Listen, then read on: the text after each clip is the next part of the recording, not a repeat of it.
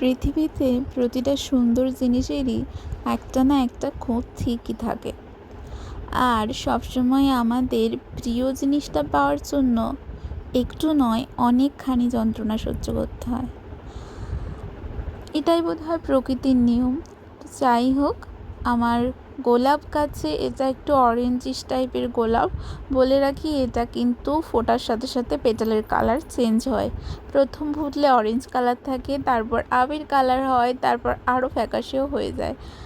তো গাছে আর কি ফুল হয়েছিল, এইটা যেহেতু ফুটে গেছিলো তাই এটা আর কি আমি কেটে নেব, তাই কেটে দিচ্ছিলাম। কেন কি এটা থাকলে আরও শুকিয়ে যাবে। আর এই যে এই আরেকটাও হয়ে গেছিলো, তাই এটাও কেটে দিচ্ছিলাম। দুটোই আর কি কেটে দিয়েছি। গাছে 3টে কুঁড়ি হয়েছিল, 2টো ফুল এই যে ফুটে গেছে, আর ওই একটা। আর সেদিনকে প্রত্যেকটা ঠাকুরকে ফুল দিয়ে সুন্দর করে সাজিয়েছিলাম, সেটাই দেখাচ্ছিলাম।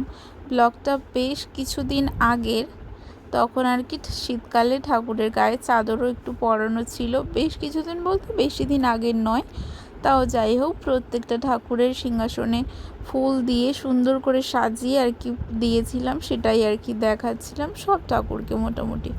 তো সেটাই দেখাচ্ছিলাম। আর দিনটা ছিল ইন্টারন্যাশনাল ওমেন্স ডে উপলক্ষে। আর সেদিন সকালে কলেজে আমাদের একটা প্রোগ্রাম ছিল। আমাদের ডিপার্টমেন্টের স্যার অনেক করে রিকোয়েস্ট করেছিল যাতে আমরা একটু পার্টিসিপেট করি। সেই কারণে আর কি ইচ্ছা না থাকা সত্ত্বেও পার্টিসিপেট করলেও পরবর্তীকালে নিজের খুব ভালোই লেগেছিল। কেন কি এই স্পিচ বা নিজে যে কিছু একটা বলতে পেরেছে, কিছু একটা ট্রাই করেছে, সেই কারণে সব স্যার ম্যাডামরাই অনেক অনেক ভালো প্রশংসা করছিল। প্রশংসা মিন্স প্রশংসার চেয়েও বেশি নিজের অনেকটা প্রাউড ফিল হচ্ছিল। তো এই যে আমি আর আমার মনা বান্ধবী যাচ্ছিলাম, আর ও তারপরে আর কি সানেঘাটে বসেছিল। আমি বলছিলাম যে এখানে বসবি, ও তখন বলছিল যে হ্যাঁ বসবো। তো যদি ও ব্লগটা দেখে থাকে তো তোকে বলছি যে অনেক দিন তখনই বলেছিলাম যে এইটা আমি আর কি প্রথম ব্লগ ভিডিও ছাড়বো বলে এই ক্লিপটা নিয়ে। তখন আমি একটাও ব্লগ ছাড়িনি কখনো, এটাই ফার্স্ট ক্লিপ নিয়ে ছাড়ার জন্য।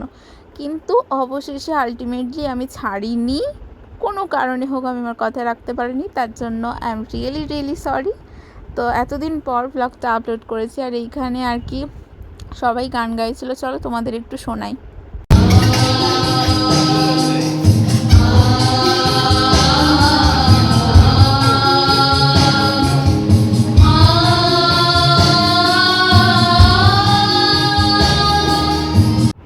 আর তারপরে এই যে আমার বান্ধবী স্পিচ দিচ্ছিল, ওর নামটা যেহেতু আগে ডেকেছিল, পুরোটা আমি ভিডিও ক্লিপ নিতে পারিনি, তাও তোমাদের আমি কিছুটা শোনাই। বন্ধু ও ভাই বোনদের ভালোবাসা ও শ্রদ্ধা জানিয়ে আমি আজকে কিছু কথা বলতে চলেছি। আজকে আমার বক্তব্যের বিষয় প্রাথমিক শিক্ষায় মাতৃভাষার আবশ্যকতা বা গুরুত্ব। প্রথমে আমাদের সবার মনে প্রশ্ন জাগতেই পারে যে প্রাথমিক শিক্ষায় মাতৃভাষাকে কেন আমরা অগ্রাধিকার দিতে যাব। সেক্ষেত্রে বলা যায় যে আর সেদিন আমিও স্পিচ দেওয়ার কথা ছিল, সে কারণে প্রচণ্ড নার্ভাস ছিলাম, তাই কোনো কিছু ঠিকঠাক ভিডিও ক্লিপ নিতে পারিনি। আর এটা প্রোগ্রাম ডান, তারপরে আমরা দুজন স্টেশনে বসেছিলাম, ও কিছু কথা বলছিল। তারপরে আর কি স্টেশনের এই অনেকটা আর কি এই যে প্ল্যাটফর্মের এই যে ভিউটা মাধবপুর, এইটা মানে আর কি যে জায়গায় দেখি অনেকের আর কি এ হয়। আমি ওকে বলেছিলাম যে তুমি একটু দাঁড়া, তো আমি একটু ভিডিও ক্লিপ নেব। তারপরে চলে এসেছিলাম বাড়িতে। আর সেদিন কলকাতা দিয়ে অনেক মাল এসেছিলো, তার মধ্যে এই শাড়িটা উফ, আলাদাই লেভেলের। এই শাড়িটা আমার প্রচণ্ড পছন্দ হয়েছিল, ওপেন বর্ডার টাইপের ছিল।